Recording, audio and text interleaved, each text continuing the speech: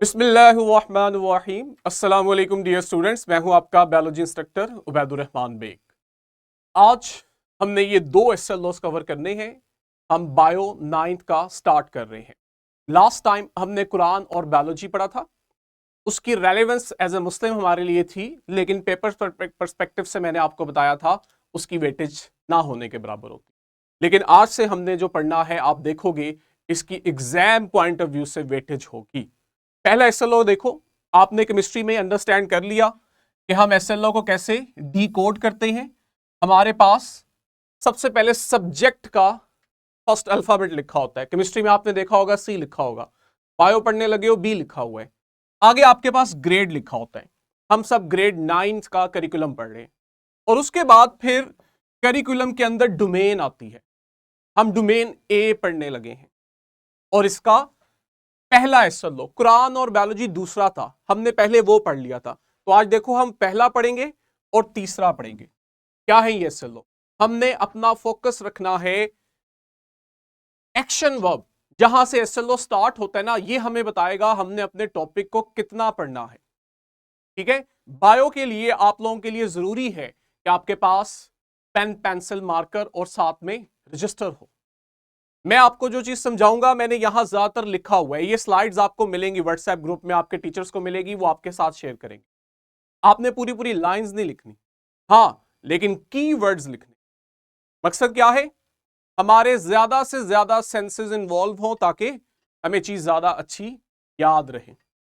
SLO कह रहा है हमने डिफाइन करना है बायो को, और बायो को जब मैं डिफाइन करूंगा तो मैं थोड़ा सा एलैबोरेट करूंगा ताकि हमें सेंस हो। सिर्फ मैं ये कह दूं कि study of living organism is biology और मैं कहूं एसएलओ कवर हो गया, तो ऐसा नहीं है। मैंने आपको ये जो डेफिनेशन है ना, इसकी सेंस देनी है। जब मैंने सेंस देनी है तो मैं इससे रिलेटेड कुछ और पॉइंट्स भी रेज करूंगा। सेकंड जरा देखो, अगेन एसएलओ हमें कह रहा है डिफाइन करना है, लेकिन किसे? बायो की मेजर फील्ड्स को। और उसने खुद ही बता भी दिया है कि 3 मेजर फील्ड्स हैं बायो की। एक आपके पास बॉटनी, दूसरी जूलॉजी और तीसरी माइक्रोबायोलॉजी। ठीक है, ये आपके पास एनिमेशन लिंक्स हैं। ये पेड है वेबसाइट। आपको आपके टीचर्स को हम इसका पासवर्ड भी प्रोवाइड कर दें, अभी नहीं, लेकिन हमने आहिस्ता आहिस्ता सिंक्रोनाइज करना है एक दूसरे के साथ। और सिंक्रोनाइज हमने कैसे करना है कि आप लोगों को ये स्लाइड्स मिल जाया करेंगी, कुछ टाइम टीचर पढ़ाएगा, उसके बाद आप लोगों को डायरेक्ट टीचर के साथ कम्युनिकेट करवाया जाएगा। यही जो स्लाइड्स मैं आपको दिखाऊंगा, आपके टीचर दोबारा आपके साथ वो प्ले करेंगे आपकी अपनी स्क्रीन के ऊपर, और इस दौरान हम कम्युनिकेट करते रहेंगे। आप लोगों को साथ साथ एंगेज रखा जाएगा, क्वेश्चन पूछ लेंगे। आप लोगों ने बैक क्वेश्चन करना है तो आप उस तरह उससे क्वेश्चन कर लो। अब स्टार्ट करते हैं। हमारा जो टॉपिक है इसे हम नॉलेज कहते हैं, क्योंकि हमारे करिकुलम में नॉलेज वर्ड यूज हुआ है, इसलिए हम वर्ड नॉलेज यूज करते हैं, लेकिन आप इसे टॉपिक के नेम से जानते हो। टॉपिक क्या है, नॉलेज क्या है? Introduction to biology. ठीक है, डिफाइन हम कैसे करेंगे? मेरी वॉइस क्लियर आ रही है ना? कोई इशू अगर हो तो आपने फौरन हैंड रेज करना है। हम बायो को डिफाइन करते हैं, it is the study of all living things. तमाम जानदारों की स्टडी को हम बायो कहते हैं। इसमें क्या कुछ आ जाता है? रेंज क्या है हमारे पास? छोटी से छोटी रेंज जो है वो एक बैक्टीरिया की है। बैक्टीरिया क्या है? एक सेल है। आप इसे सेल भी कहते हो, आप इसे लिविंग ऑर्गेनिज्म भी कहते हो। इतना सिंपल है ये। दूसरी तरफ अगर आप इसकी रेंज देखो तो आपके पास दुनिया का सबसे बड़ा जानदार आता है, विच इज व्हेल। तो आप छोटे से छोटा बैक्टीरिया या बड़े से बड़ा जानदार व्हेल, इसको आप पढ़ोगे बायो के अंदर। और मैं अभी आपको इसकी सिमुलेशन भी दिखाता हूं, एनिमेशन भी दिखाता हूं। अगर हम बायोलॉजी लफ्ज की हिस्ट्री देखें ना, तो ये यूनानी ग्रीक अल्फाज से बना है। ग्रीक में एक वर्ड है बायोस, जिसका मतलब होता है जिंदगी, लाइफ। और लोगोस वो लोग यूज करते थे किसी भी चीज की स्टडी को। तो जब आप लाइफ की स्टडी कर रहे हो तो आप असल में बायोलॉजी कर रहे हो। फर्स्ट टाइम ये जो टर्मिनोलॉजी है बायोलॉजी, ये एक साइंटिस्ट था लेमार्क, इसने दी थी। लेमार्क अपने टाइम का एक फेमस साइंटिस्ट है। जब हम क्लासिफिकेशन ऑफ लिविंग ऑर्गेनिज्म पढ़ेंगे ना, वहां इसका नाम आएगा। एक लैमार्क लिख लो, दूसरा आप लोगों ने खुद लिखना है। हमारी केंटअप की बुक में इस तरह की साइड इंफॉर्मेशन होती हैं बच्चों के नॉलेज में इजाफा करने के लिए। एरिस्टोटल, एरिस्टोटल को हम फादर ऑफ बायोलॉजी कहते हैं, ठीक है। इसने फर्स्ट टाइम सिस्टमैटिक वे में इन्वेस्टिगेशन की थी लिविंग ऑर्गेनिजम्स पे। अच्छा, हम जरा एनिमेशन देखें, फिर मैं आपको ये समझाता हूं हम बायो में क्या पढ़ते हैं। स्टार्ट में अगर हम देखें तो मैं आपको एक सेकंड या एक व्यू में ना बैक्टीरिया भी दिखाता हूं। नहीं, ये वेल है, यहां की बैक्टीरिया भी होगा, नहीं तो मोजा वेब खुद ओपन कर लें और यहां लिखें बैक्टीरिया। ये देखो, ये भी देख लो। आपने यहां पे लिखना है मोज़ैक या मोजा वेब, ठीक है। ओपन किया, जो भी सर्च करना चाह रहे हो आप सर्च करोगे, आपको साथ पासवर्ड देंगे। यहां लिखें बैक्टीरिया, BAC,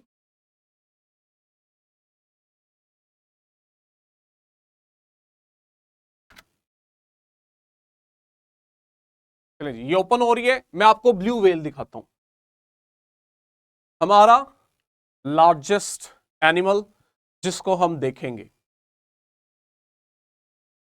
अब ये मैरीन एनवायरनमेंट में है, देखो चीजें लिंक करती हैं।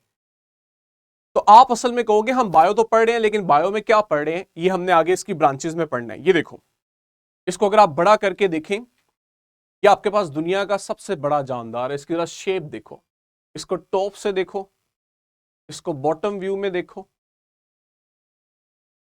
ये देखो, हमने इसका साइज भी मेजर किया हुआ है। हमें पता है कि ये लेंथ में ना 30 मीटर है। 30 मीटर को मैं आसान अल्फाज में कहूं 100 फीट का होता है ये जानदार, इतना बड़ा ये, ठीक है। एवरेज लाइफ स्पैन देखो, तकरीबन 1 सदी के करीब 80 से 90 साल ये जीता है। ये देखो, इसका स्ट्रक्चर देखो कि इसकी बॉडी के कौन कौन से पार्ट्स हैं। ये सब हम क्या कर रहे हैं, biology, study of living organism. ये देखो, ये इसका स्केलेटन है। और मजे की चीज देखो, इसमें आपके पास ये छोटी सी बोन्स हैं। ये हम आगे पढ़ेंगे इसी क्लास में, ठीक है, या 10th में पढ़ेंगे।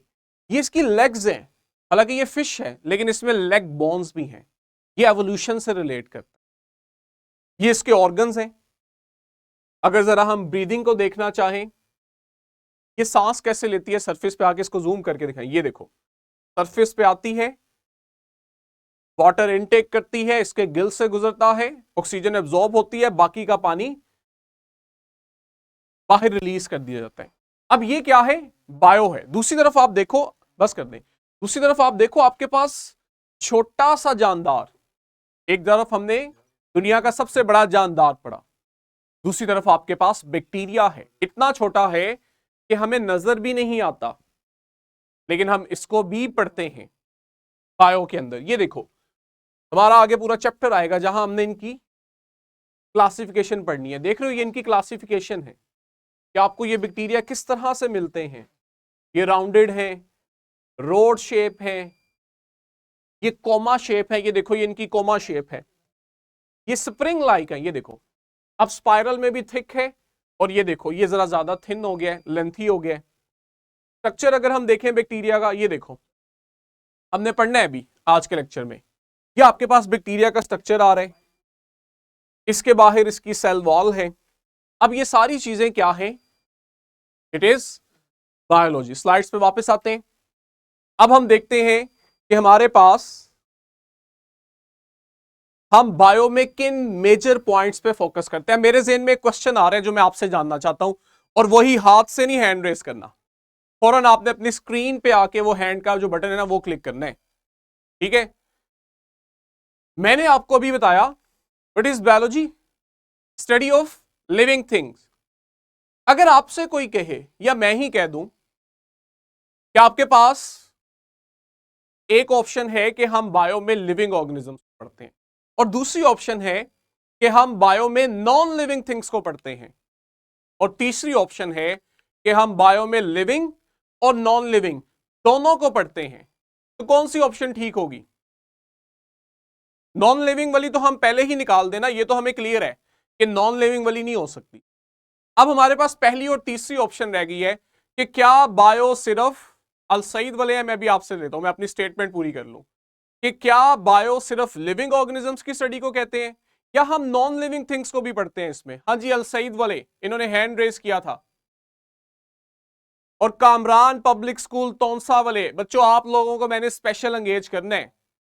मुझे बड़ी खुशी है कि आप लोग इतना दूर से लाहौर वालों के साथ कनेक्टेड हो, तो किसी किस्म का फर्क नहीं रहना चाहिए लाहौर के स्टूडेंट में और तौंसा के स्टूडेंट। अल सईद वाले लिविंग और नॉन लिविंग अनम्यूट किया हुए। चलो जी, अपना माइक ओपन करो, क्लिक करो अपने माइक के आइकन पे। हाँ जी बोलो। ये जो माइक खींच रही है जरा इसको दो, इसको तो सुने ना ये क्या कहती है। लिविंग है या नॉन लिविंग है? जल्दी जल्दी, टाइम नहीं है। दोनों को स्टडी करते हैं वो, दोनों को स्टडी करते हैं, यही आंसर है। और किसी का?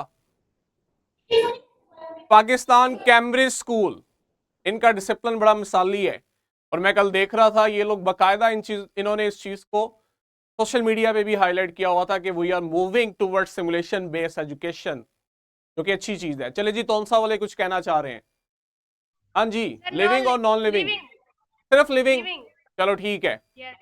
एक और बस मैं चाह रहा हूं कोई एंगेजमेंट हो जाए। पाकिस्तान कैम्ब्रिज करना चाहे या लिनोवो या अल सईद बॉयज, किंग्सवे भी करना चाह रहे हैं जी। हाँ जी लिविंग लिविंग लिविंग। चलिए जी, बस एक अंडरस्टैंडिंग होगी है। चूंकि हमारे जहन ट्यून हो चुके होते हैं कि हम छोटी क्लासेस में चीजों को सिंप्लीफाई, ओवर सिंप्लीफाई करके पढ़ते हैं, तो हम उससे बाहर नहीं सोचते। अब जो चीज बताने जा रहा हूं ना, ये आपको ग्रेड 11 में बताई जाती है, लेकिन मैं आपके कंसेप्ट अभी बिल्ड कर रहा हूं। हम बायो के अंदर लिविंग और नॉन लिविंग दोनों को स्टडी करते हैं, लेकिन फर्क सिर्फ ये आ जाता है कि हम सिर्फ उन्हीं नॉन लिविंग थिंग्स को स्टडी करते हैं जो लिविंग ऑर्गेनिजम्स को असर करती हैं। हवा हमें असर करती है, टेम्परेचर हमें असर करता है।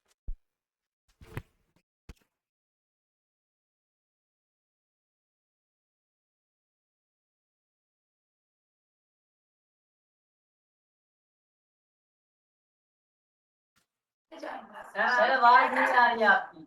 बस चैट पे जाएंगे, देखो मैं इधर कीबोर्ड पे, आप चैट पे जाएंगे।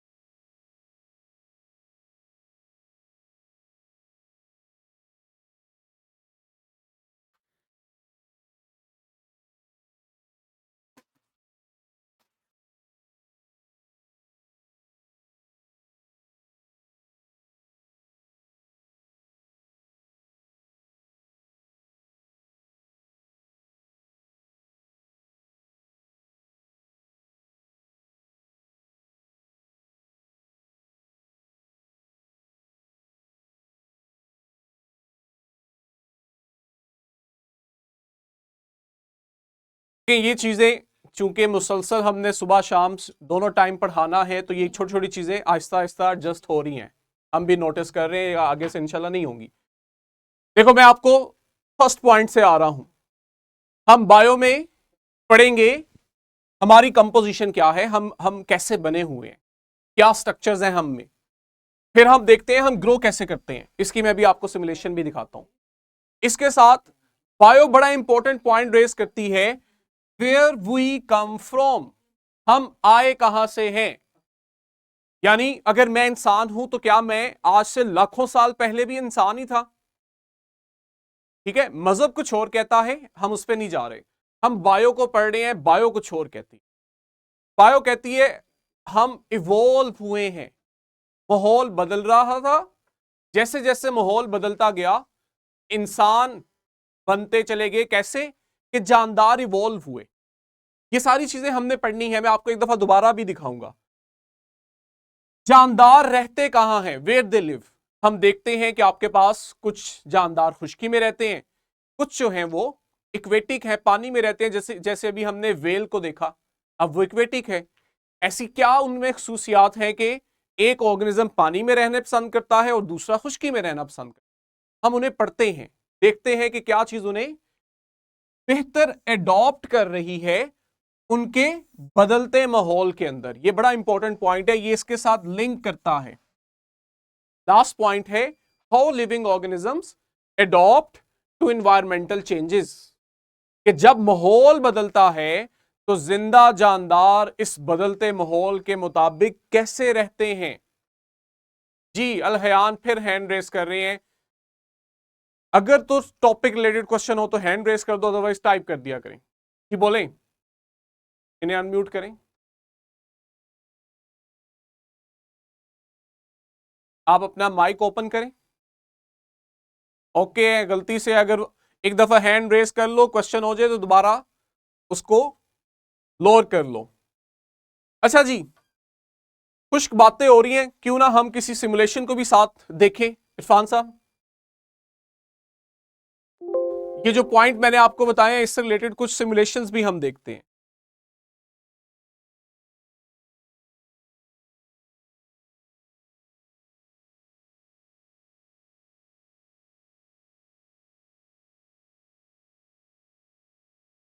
ये देखो, लिविंग ऑर्गेनिज्म अपने एनवायरमेंट में चेंज को रिस्पॉन्ड करते हैं।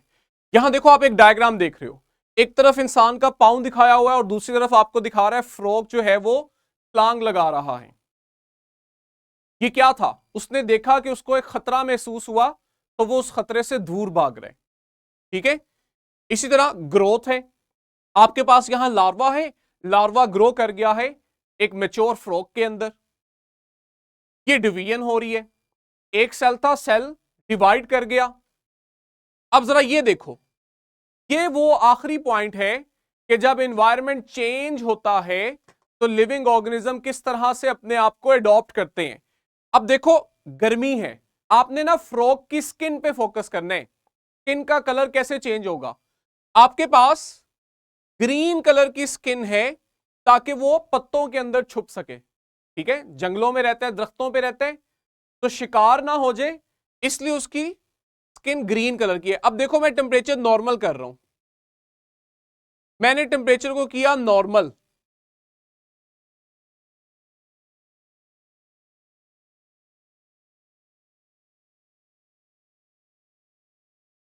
ठीक है, और इस तरह टेम्परेचर को बढ़ाया नॉर्मल से। अब मैंने जब टेम्परेचर इंक्रीज किया तो कह रहा है इसकी स्किन का कलर लाइट हो गया, हल्का हो गया, ताकि ये ठंडा हो सके।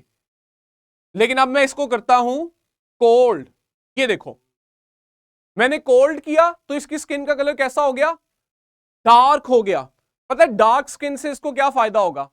अब ये एनवायरनमेंट से हीट ज्यादा एब्जॉर्ब करेगा, जब ये ज्यादा हीट एब्जॉर्ब करेगा ना तो इसकी बॉडी का टेम्परेचर इंक्रीज हो जाएगा। लेकिन जैसे ही मैं इसको गर्मी में रखूंगा, ये देखो, इसका टेम्परेचर ज्यादा हो गया। अब ये अपना टेम्परेचर कम करना चाहते हैं, देखो इसकी स्किन का कलर चेंज हो गया। ठीक है, अब हम स्लाइड पे आते हैं और इसकी मेजर फील्ड्स पढ़ते हैं बायो की। 3 मेजर फील्ड्स हैं, एक आपके पास है बॉटनी, दूसरी जोलॉजी और तीसरी माइक्रोबायोलॉजी। ये देखो, समराइज हमने कर दिया एक बड़ी सी फील्ड को। बायो क्या है? Study of plants. हम इसमें क्या पढ़ रहे हैं? प्लांट्स की ग्रोथ को पढ़ रहे हैं, उनमें रिप्रोडक्शन यानी कि नए प्लांट्स कैसे बनते हैं, और हाउ दे लिव, प्लांट किस तरह रहते हैं। ये वो बातें हैं जो हम बॉटनी में पढ़ते हैं। वापस आते हैं हम सिमुलेशन पे, एक नजर में आपको मैं मल्टीपल प्लांट्स की सिमुलेशन दिखाता हूं। ये हमारे पास रिप्रोडक्शन वाला चैप्टर है जहां पे हम इसको डिटेल पढ़ेंगे, प्लांट्स के ऊपर, रिप्रोडक्शन इन प्लांट्स। लेकिन जरा आपने यहां देखना है, कि किस तरह हम इसको समराइज करते हैं। प्लांट ने जब रिप्रोड्यूस करना होता है, 1 से 2 प्लांट बनने होते हैं, तो इनमें क्या होता है कि आपके पास अब मल्टीपल प्लांट्स हैं। देखो आपके पास मॉसेस हैं,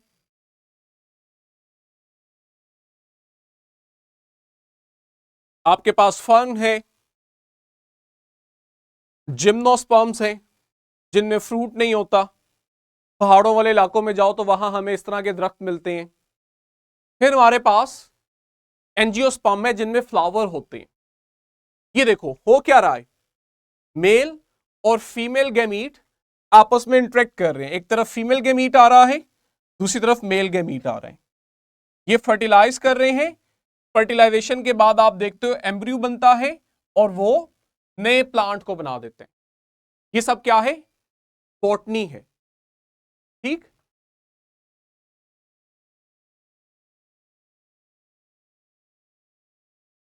वापस आओ स्लाइड पे।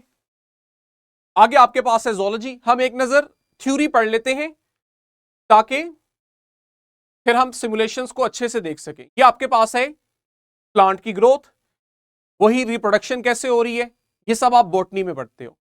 नेक्स्ट आपके पास है zoology which is study of animals. इसमें हम क्या पढ़ रहे हैं, एनिमल्स में ग्रोथ कैसे होती है, रिप्रोडक्शन कैसे होती है, ठीक है, नए जानदार कैसे बनते हैं। वेरी इंपॉर्टेंट, एनिमल्स का आपस में बिहेवियर कैसा है, ये सब हमने ज़ूलॉजी में पढ़ना है। अब ये बड़ी इंटरेस्टिंग पॉइंट्स हैं, इनको हम सिमुलेशन से देखेंगे। ये देखो मैंने आपको डायग्राम में तमाम ज़ेब्रास दिखाए हैं कि ज़ेब्रा क्या कर रहे हैं, पानी पी रहे हैं। अब ये इनमें कंपटीशन हो रहा है, एक ज़ेब्रा दूसरे को खाएगा नहीं, लेकिन रहने के लिए जगह चाहिए, खाने के लिए खुराक चाहिए, पीने के लिए पानी चाहिए। इन चीजों में उनकी, स्लाइड पे रहें, इन चीजों में उनकी कंपटीशन हो रहा है। ये देखो ये भी एनिमल बिहेवियर है। यहां आप देख रहे हो एक जानदार दूसरे की खुराक है, ये प्रेडेशन है। ये बड़ा इंटरेस्टिंग है। कमेंसलिज्म, इसमें क्या होता है कि दो जानदार इकट्ठे तो रह रहे होते हैं, एक को फायदा होता है, दूसरे को ना फायदा ना नुकसान। जैसे ये देखो शार्क है, शार्क पता क्या करती है, जब ये शिकार करती है ना और खाना खाती है, तो जो छोटे छोटे पीसेस खाने के रह जाते हैं ना, जिनको ये छोड़ देती है, उसको ये साथ अटैच छोटी मछली खाती है। इसे हम रेमोरा कहते हैं। यानी कि ये शार्क के शिकार में से अपने लिए भी थोड़ा सा हिस्सा ले लेती है। इसको तो फायदा हो गया, इसको शिकार नहीं करना पड़ा, लेकिन जो शार्क है उसे इसके होने से फर्क नहीं पड़ता। तो ये क्या है, कमेंसलिज्म है। अब आते हैं हम सिमुलेशंस पे। एनिमल्स की कुछ सिमुलेशंस देखते हैं जिनमें ये सारी बातें मैं आपको दोबारा दिखाऊंगा। ये देखो, लेट्स से हनी बी को जरा ऑब्जर्व करते हैं, ये हमारे लिए जरा ज्यादा दिलचस्पी है। इसमें मैं आपको दिखाऊंगा कि इनकी कॉलोनी कैसे बनी हुई है, किस तरह इनमें एक क्वीन है जो उस कॉलोनी को रन करती है। ठीक है, फिर कुछ हनी बीज जाती हैं जो जाके हनी की प्रोडक्शन में हिस्सा लेती हैं। ये देखो, इनको जरा आपने गौर से देखना है, आपने देखना है ये आपको दिखने में कैसे लग रहे हैं। ये देखो, ये वर्कर है। वर्कर का मतलब है इसने काम सारे इसने करने हैं। ये ड्रोन है, ड्रोन असल में मेल होता है। अब जरा आप देखो इसके बॉटम हिस्से को देखो, और आपको मैं अब दोबारा वर्कर दिखाता हूं। ये देखो, वर्कर को देखें, क्या आपको यहां पे एक पॉइंट नजर आ रहा है?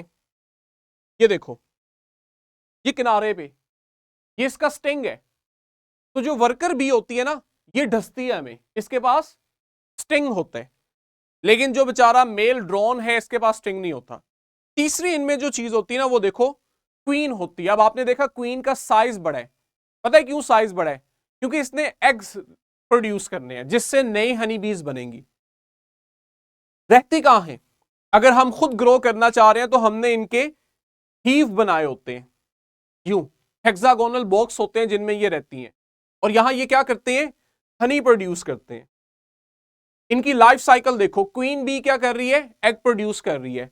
ये वर्कर बी है, इसका काम है यहां से बनने वाले लार्वा को, वो जो बच्चे हैं उनको फूड देना, उनकी हिफाजत करना, और देखो आहिस्ता आहिस्ता वो ग्रो कर रहे हैं। ये इनकी लाइफ साइकिल है। ये सब क्या है, ज़ूलॉजी है। ठीक है, अब जरा देखो, ये हनी प्रोडक्शन करेंगे यहां पे, इसको जूम करें, मैं आपको सब Honeybees कुछ are बोल के insects दिखाता that हूं। form ये अब आपके पास है क्वीन,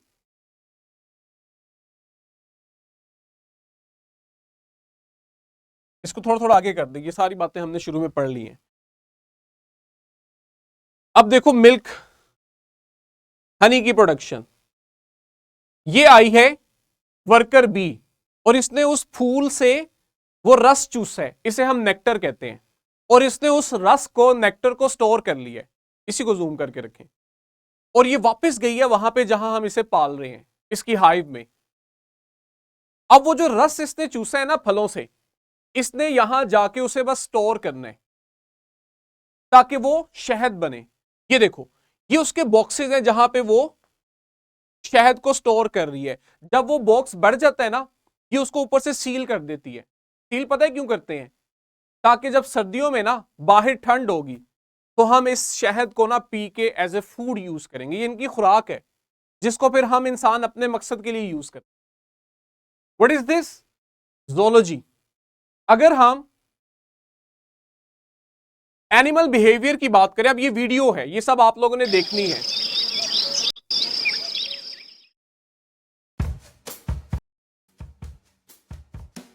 आंसर मुझे करने दे। Dogs are teachable and obedient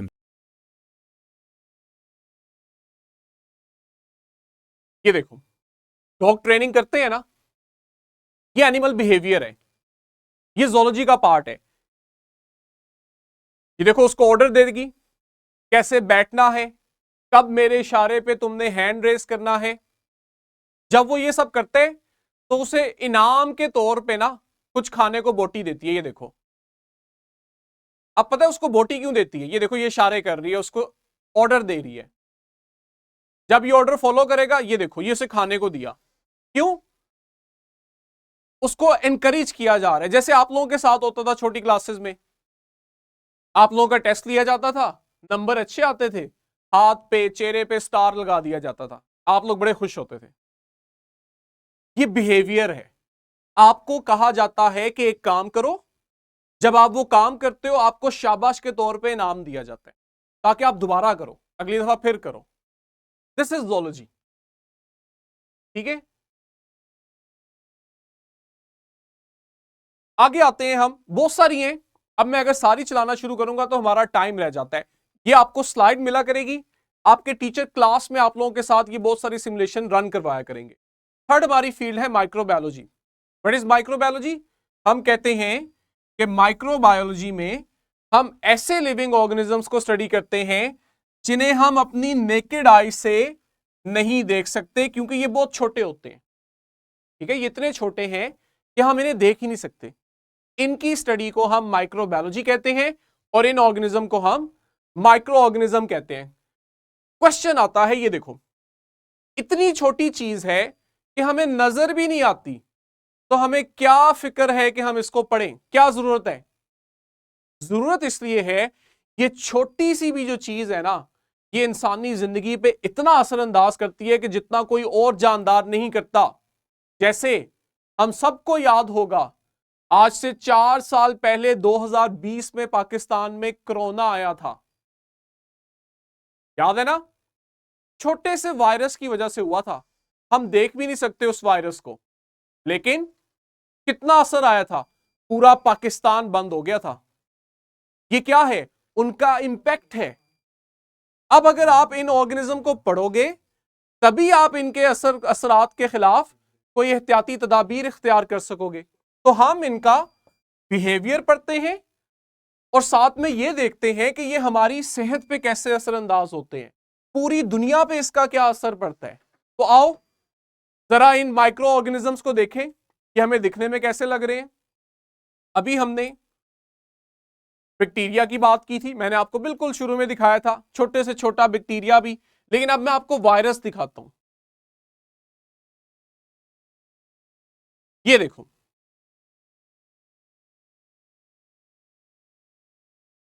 viruses जो हैं ये बड़े खतरनाक है हमारे लिए, इनको हम आगे पढ़ेंगे।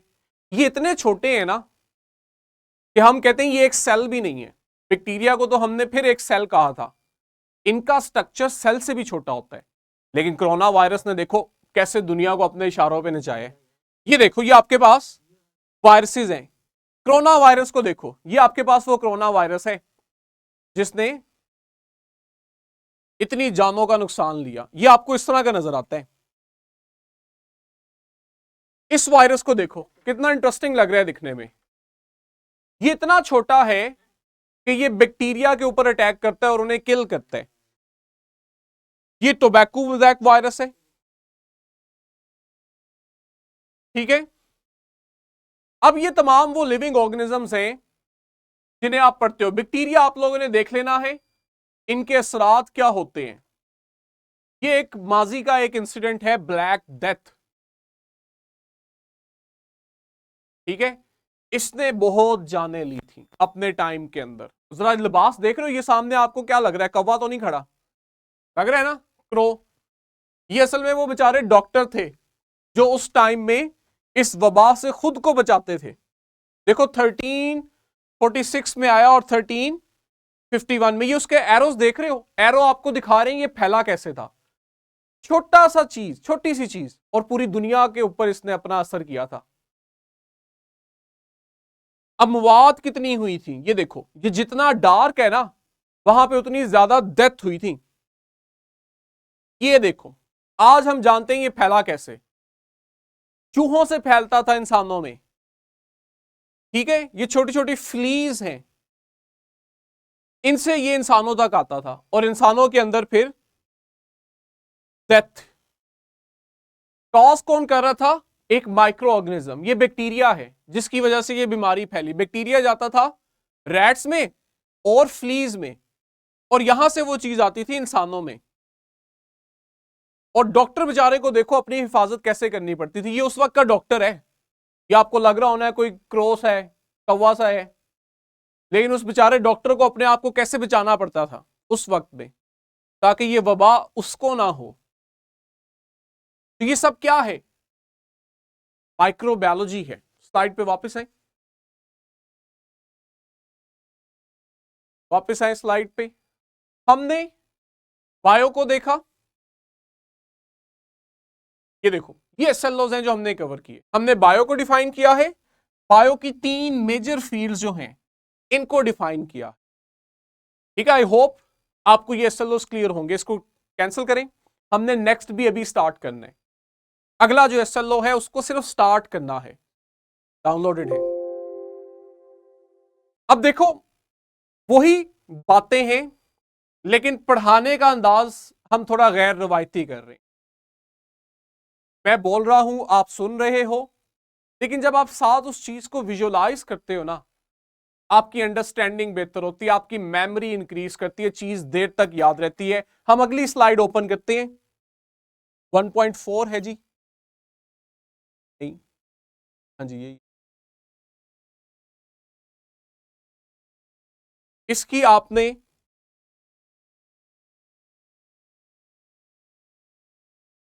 यहां तक फर्टिलाइजेशन के लफ्ज तक,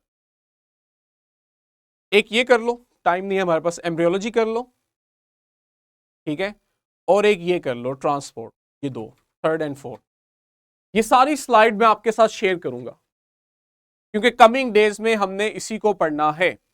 ये नहीं, इससे ऊपर एम्ब्रियोलॉजी, ट्रांसपोर्ट, ये 2।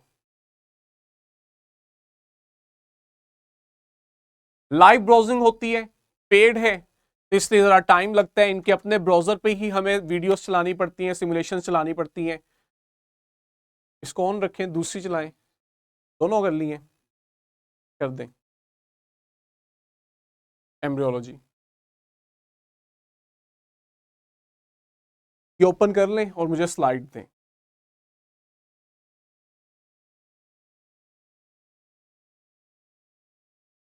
चलिए जी, ये देखो एसएलओ। एसएलओ हमारा थोड़ा लेंथी है, हम सिर्फ इसको रट्टा नहीं लगाएंगे, हमने इसको अंडरस्टैंड करना है। एसएलओ क्या है? डिफाइन लेकिन विद एग्जाम्पल्स। देखो आज से पहले हम किताब पढ़ा करते थे और हमें नहीं पता होता था ये किताब में जो बातें हो रही हैं यही बातें क्यों हो रही हैं, कुछ और क्यों नहीं हमें पढ़ाया जाता। अब हम पढ़ रहे हैं करिकुलम, और करिकुलम में डायरेक्ट एसएलओस को पढ़ रहे हैं। अब हमें पता है कि हमारा निसाब हमसे क्या मांग रहा है, हमने वही पढ़ना है। Define with example that biology has many sub fields. अभी हमने क्या पढ़ी है? Major fields. अब हम पढ़ने लगे हैं सब फील्ड्स। उन मेजर फील्ड्स में भी ना आगे बहुत सी फील्ड्स हैं। वो कौन कौन सी हैं? हमें एसएलओ में बता भी दिया है, हमने यही पढ़नी है। साइटोलॉजी, एम्ब्रियोलॉजी, ये दो आज हम पढ़ेंगे, ठीक है। अगर आपके पास नहीं है तो आज आपके साथ शेयर किया जाएगा। हमारा फर्स्ट डे से लास्ट डे तक सारा ब्रेकडाउन है कि हम किस दिन क्या पढ़ेंगे, और वो चीज आपके साथ एडवांस शेयर करने का मकसद ये है कि आप लोग उसको एक नजर पहले देख लें। Genetics, molecular biology, pathology, ecology, marine biology, immunology, morphology, anatomy, histology, physiology, taxonomy, palaeontology और फार्माकोलॉजी, ये वो हमारी सब फील्ड्स हैं जो इस एसएलओ में हम कवर करेंगे, और हमने डिफाइन भी करना है, एग्जाम्पल भी देनी है। ये देखो, ये वो ब्रांचेस हैं। अब हम स्टार्ट करते हैं जी। पहली हमारी फील्ड है cytology, which is study of cells. जब मैं सेल्स को पढ़ूंगा ना तो मैं साइटोलॉजी को पढ़ रहा हूं, और मैं क्या हूं जो सेल को पढ़ रहा हूं? मुझे आप कहोगे साइटोलॉजिस्ट, ठीक है। साइंस के इस ब्रांच को जिसमें आप सेल पढ़ते हो उसे साइटोलॉजी कहते हो। जो पढ़ रहा है, जो एक्सपर्ट है, वो साइटोलॉजिस्ट है। हम क्या करते हैं? हम सेल का स्ट्रक्चर पढ़ते हैं। जब हमें सेल का स्ट्रक्चर समझ आ जाता है, हम सेल का फंक्शन पढ़ते हैं, और जब आपको स्ट्रक्चर फंक्शन समझ आते हैं फिर हम डेवलपमेंट भी पढ़ते हैं, कैसे एक से दो सेल बनते हैं। मिसाल के तौर पे मैं एक सेल का स्ट्रक्चर ले लेता हूं और मैं उस स्ट्रक्चर को भी देखता हूं और उसके फंक्शन को भी देखता हूं। For example, structure of cell membrane, simulation से देखते हैं कि सेल मेम्ब्रेन का स्ट्रक्चर क्या है और इसका फंक्शन क्या है। अब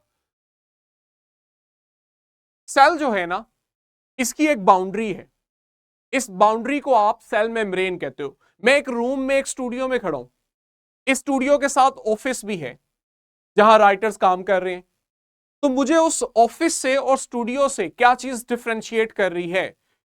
मैं इस हिस्से को स्टूडियो क्यों कह रहा हूं? क्योंकि इसकी एक अलग चार दीवारी है। ऐसे ही है, अगर मैं बाउंड्री रिमूव कर दूं तो स्टूडियो और ऑफिस में फर्क खत्म हो जाएगा, फिर ये एक बड़ा सा हॉल होगा। सेल भी ऐसे ही, सेल की एक बाउंड्री है जो डिफाइन करती है कि सेल एग्जिस्ट करता है, इसको आप कहते हो सेल मेम्ब्रेन। ये देखो, ये इस तरह की आपको नजर आती है। हम इसका स्ट्रक्चर पढ़ेंगे आगे नेक्स्ट चैप्टर में। अब इसके अंदर कुछ प्रोटीन्स भी हैं।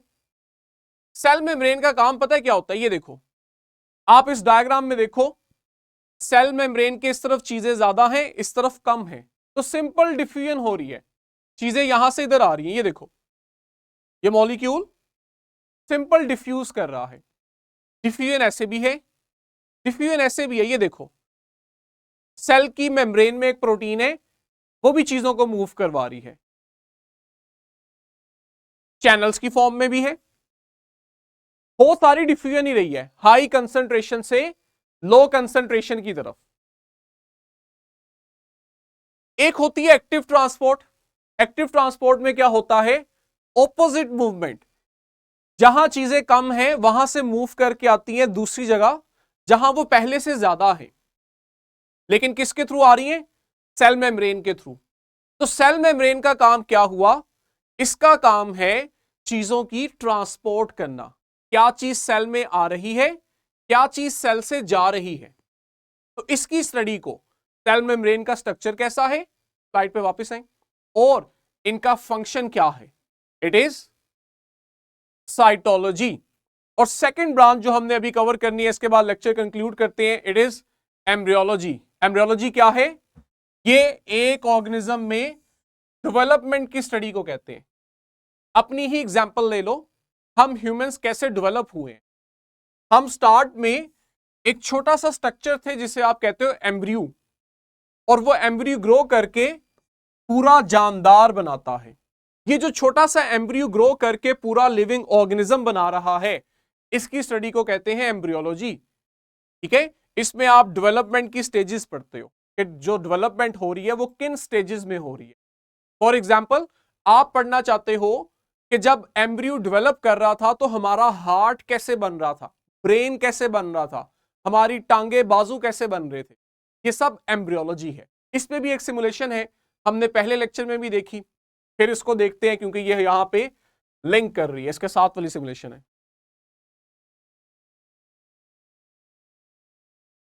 इस सिमुलेशन पे हम लेक्चर को कंक्लूड करेंगे। बस आपने क्विकली देखना है कैसे एक छोटा सा सिंगल सेल एक पूरा इंसान बनाएगा।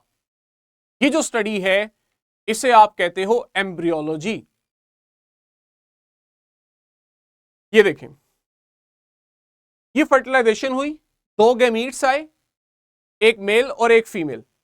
इनमें जब फर्टिलाइजेशन हुई तो आपके पास एक सेल बना, इसे आप कहते हो जाइगोट। ठीक है, ये देखो, ये मेल गैमीट आया, इसका न्यूक्लियस रिलीज हुआ और वो एग के साथ जाके ये देखो फर्टिलाइज कर गया, अब बना जाइगोट। ये करेगा ग्रो। ये देखो, ये जब ग्रो कर रहे हैं तो कैसे ग्रो कर रहे हैं, नए सेल बना रहे हैं, 1 से 2, 2 से 4, 4 से 8, 8 से 16।